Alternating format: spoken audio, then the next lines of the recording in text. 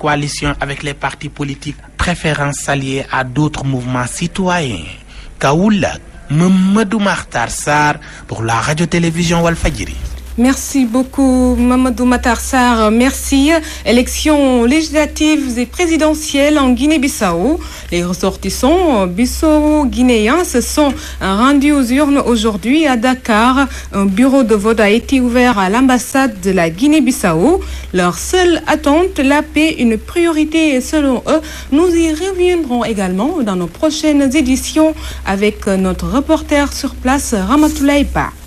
L'actualité internationale à présent qui va nous conduire au Venezuela où de violents heurts se sont produits, puis en Ukraine où le sang coule à Slaviansk.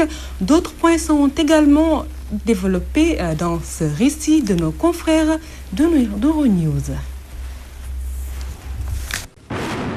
La rue ne décolère pas au Venezuela. Hier à Caracas, une manifestation a dégénéré en affrontement avec la police qui barrait l'accès au centre-ville. Projectiles en tout genre, contre bombes lacrymogènes et canons à eau. La marche avait été appelée par l'opposition radicale qui rejette le dialogue ouvert jeudi entre la principale coalition d'opposition et le gouvernement. Quelques 2000 manifestants avaient répondu présents. Le président socialiste Nicolás Maduro est visé depuis 2 mois par une vague de contestations principalement étudiantes qui lui reprochent l'insécurité, les pénuries, l'inflation et la répression policière. Depuis le début de la mobilisation, 41 personnes ont été tuées, plus de 650 blessés et des milliers arrêtés. Les forces ukrainiennes sont intervenues ce matin à Slaviansk, cette ville russophone de l'est du pays, investie hier par des paramilitaires pro-russes. Kiev fait état d'un mort et 5 blessés dans les rangs de l'armée ukrainienne. Il y aurait aussi des morts et des blessés du côté des insurgés. Le gouvernement ukrainien de transition a ordonné une opération antiterroriste tôt ce matin contre les séparatistes pro-russes retranchés dans le QG de la police et le siège des forces de sécurité à Slaviansk. Sur sa page Facebook, le ministre de l'Intérieur Arsen Avakov appelait la population à rester chez elle, loin des fenêtres. La veille, des hommes armés accusés par Kiev d'être des agents de la Russie avaient dressé des barrages aux entrées de Slaviansk et s'étaient emparés des principaux bâtiments publics de la ville. Contenir le virus Ebola à la Guinée, c'est l'objectif de ces caméras thermiques mises en place à l'aéroport international de Conakry. Leur capteur signale toute température corporelle supérieure à 38 degrés Celsius, un des symptômes de la fièvre hémorragique qui a fait 101 morts dans le pays depuis février. Dans toute la Guinée, les campagnes d'information s'intensifient par SMS, radio, télévision et porte-à-porte. Le virus Ebola est extrêmement contagieux. Repérer ses premiers symptômes peut sauver des vies, rappelle Médecins sans frontières. Quand un patient vient nous voir au premier stade de la maladie, nous avons constaté que ses chances de survie étaient meilleures, explique ce médecin. Le degré d'inoculation, c'est-à-dire la quantité de virus à laquelle il a été exposé, fait aussi la différence. Car à ce jour, il n'existe aucun traitement.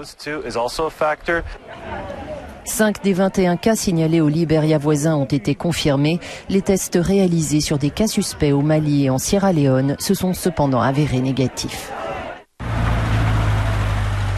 Les renforts internationaux sont attendus avec impatience à Bangui. Alors que les 2000 militaires français et les 5600 soldats de l'Union africaine ont bien du mal à restaurer le calme, le Conseil de sécurité de l'ONU a donné son feu vert jeudi au déploiement de 11 800 casques bleus en Centrafrique pour leur prêter main forte. S'ils avaient le pouvoir, ils devaient le faire ça avant que les massacres viennent. Mais non, ils n'étaient pas là. Les gens lançaient des appels avant, mais ils sont toujours en retard. Ils parlent de mois d'octobre là-bas. Mais on est dans les situations précaires. J'ai besoin de casques bleus ici à Bangui parce que présentement là, on a beaucoup souffert, on a beaucoup mouru dans les quartiers partout, il y a des morts. Non, il faut que le casque bleu vienne vite là. En un an, les violences entre les ex-rebelles musulmans Séléka et les milices chrétiennes anti-Balaka ont fait des milliers de morts. Chassée du pouvoir au printemps, la Séléka tient toujours les riches régions minières du nord et de l'est du pays. La ruée vers l'eau minérale dans l'ouest de la Chine. Du benzène, une substance cancérigène, a été retrouvée dans les canalisations d'eau potable de la ville de Lanzhou à des niveaux 20 fois supérieurs à la limite. Les hydrocarbures se seraient déversés dans le réseau géré par une filiale de Veolia suite à une fuite de pétrole sur un pipeline. Le cyclone Aïta a touché la nuit dernière la côte nord-est de l'Australie. Mais les dégâts ont été moins importants qu'on pouvait le craindre, la dépression ayant nettement perdu en intensité avant d'atteindre le littoral. Aucune victime n'est à déplorer et les dégâts matériels semblent limités. Certes, plusieurs bâtiments ont été endommagés et l'électricité est encore coupée par endroits, mais les autorités du Queensland, principal état touché, peuvent pousser un ouf de soulagement.